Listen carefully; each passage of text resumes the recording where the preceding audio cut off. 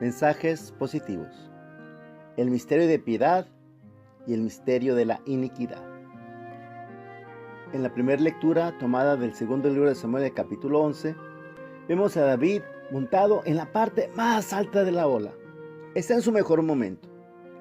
Había llegado a ser rey de todo Israel, pasando por tantas pruebas y peligros. Dios lo ungió siendo un sencillo pastor y lo fue cuidando y protegiendo. David procuró también mantenerse cerca de Dios. Y si no tomó la vida de Saúl, las dos oportunidades que tuvo fue por respeto a que era el ungido de Yahvé. Y así, pasando por 1001 cosas, llegó a ser rey. El problema fue que, una vez instalado, la cabeza se le llenó de humo. El poder corrompe. David manda a sus tropas a la guerra, pero él se queda en Jerusalén dándose la gran vida. Tanto trabajo le había costado llegar a ser rey, ¿por qué no disfrutarlo? Dice el texto que un día al atardecer se levantó de dormir. ¡Ay, qué a gusto! Y se puso a pasear por la terraza del palacio, ventaneando a sus vecinos que vivían más abajito. Dicen que la pereza es la madre de todos los vicios, y David se dejó mecer en sus brazos. Estando pues ventaneando a sus vecinos, miró una mujer muy hermosa bañándose.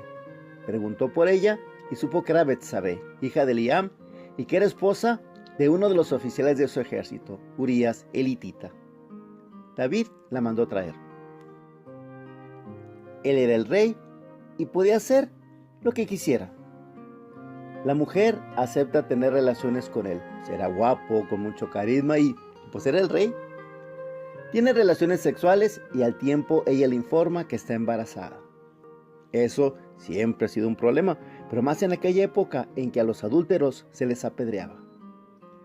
David se pone a pensar buscando salir bien librado.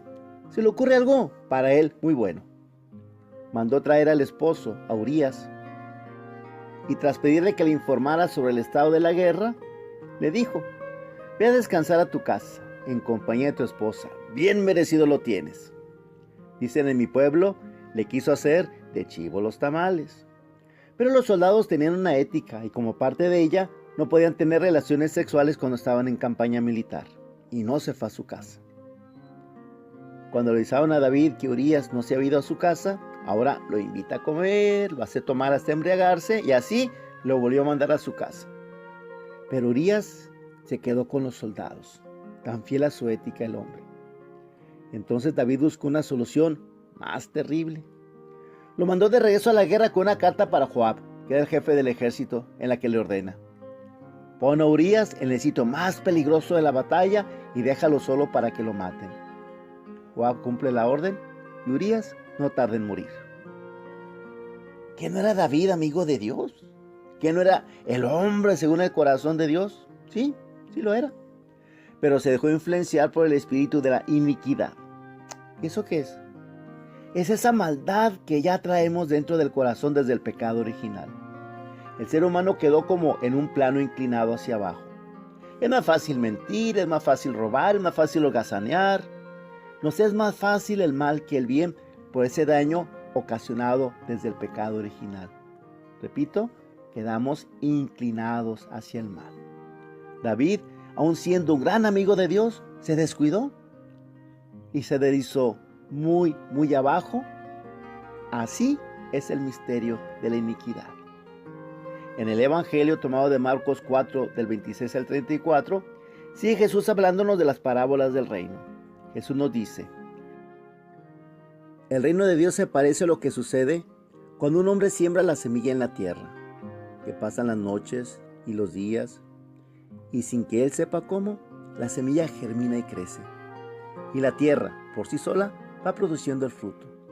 Primero los tallos, luego las espigas y después los granos en las espigas.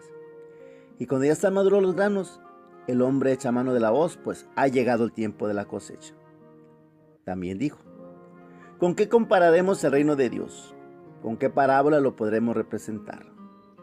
Es como una semilla de mostaza que cuando se siembra es la más pequeña de las semillas, pero una vez sembrada crece y se convierte en el mayor de los arbustos y echa ramas tan grandes que los pájaros pueden anidar a su sombra.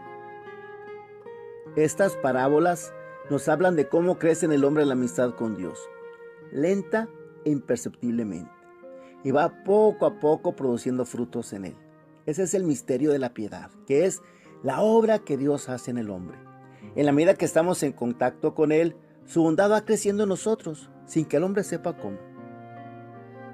Esos dos misterios chocan en el hombre.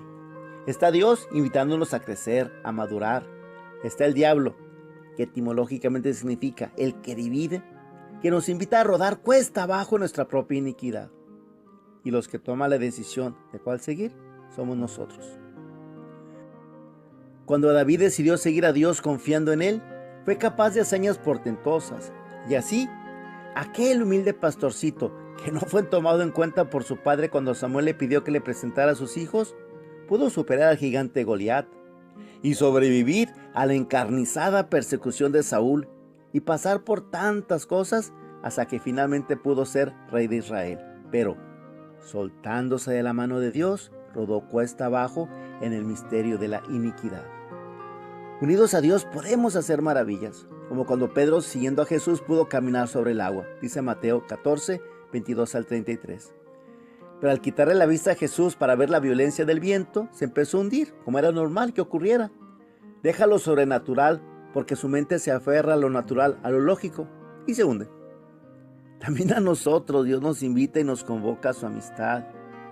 Y en la medida en que entramos en su ámbito sobrenatural y obedecemos sus mandatos de orar, participar de los sacramentos, cumplir los mandamientos, perdonar las ofensas, ser compasivo con los pobres e incluso misericordioso con los que han caído, sin que sepamos cómo, sin prisa, pero sin pausa, crecerá en nosotros el misterio de la piedad. Y en la medida que nos alejemos de Él, con apatía, con pereza, cayendo en vicios, crecerá en nosotros el misterio de la iniquidad. ¿Cuál de los dos está más presente en tu corazón? Mensajes positivos.